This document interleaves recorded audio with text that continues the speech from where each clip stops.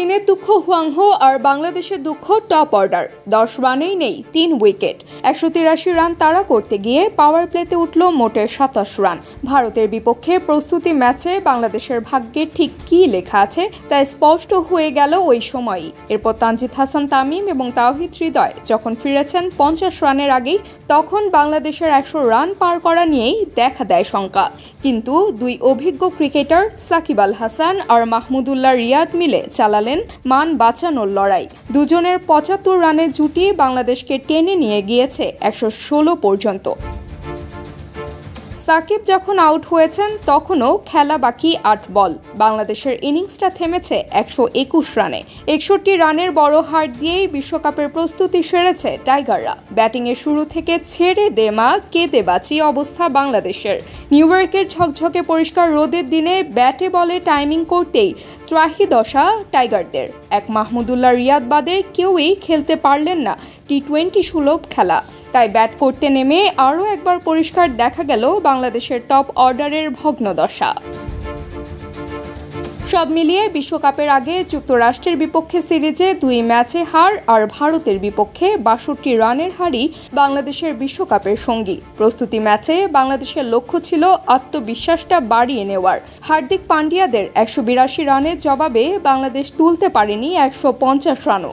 এই যখন অবস্থা দলের, তখন সামনে আরও কঠিন বিপদ দাঁড়িয়ে। কারণ বিশ্বকাপের সবচেয়ে কঠিন গ্রুপের একটিতে পড়েছে বাংলাদেশ দল। গ্রুপ ডিতে দক্ষিণ আফ্রিকা, শ্রীলঙ্কা, নেদারল্যান্ডস ও নেপালের সঙ্গে খেলতে হবে বাংলাদেশকে।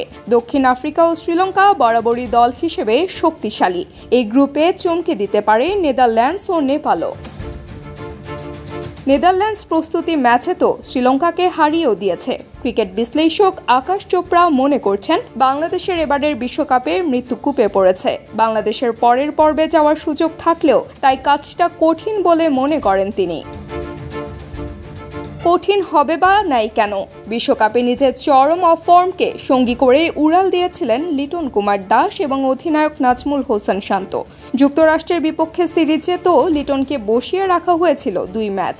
বিকল্প উইকেট রক্ষক জাকের আলীর বাজে কিপিং এবং ব্যাট হাতে ব্যর্থতার সুবাদে তাকে আনা হয়েছে স্কোয়াডে। কিন্তু চরম বাজে অবস্থার মাঝে থাকা লিটন এবারের সুযোগটাও হারিয়েছেন হেলায়।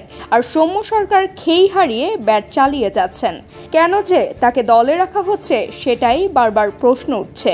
জাতীয় দলের টপ অর্ডারের ব্যর্থতার চিত্র একদিনের নয়, তবে সেটা থেকে বেরিয়ে আসার জন্য যে প্রচেষ্টাটুকু করার দরকার, জাতীয় দলের স্বীকৃত এই 3 ব্যাটার তা করতে পারবেন কিনা সেটা নিয়ে আছে বড় রকমের অনিশ্চয়তা। বেলায় বেলায় ক্যারিয়ারের মধ্য গগনে চলে এসেছেন 3 জনেই, আছেন বিশ্বকাপের মঞ্চে। তাদের ব্যাটিং ব্যর্থতার মাঝে শুধু প্রশ্ন, কবে আসবে টপ অর্ডারের সুদিন?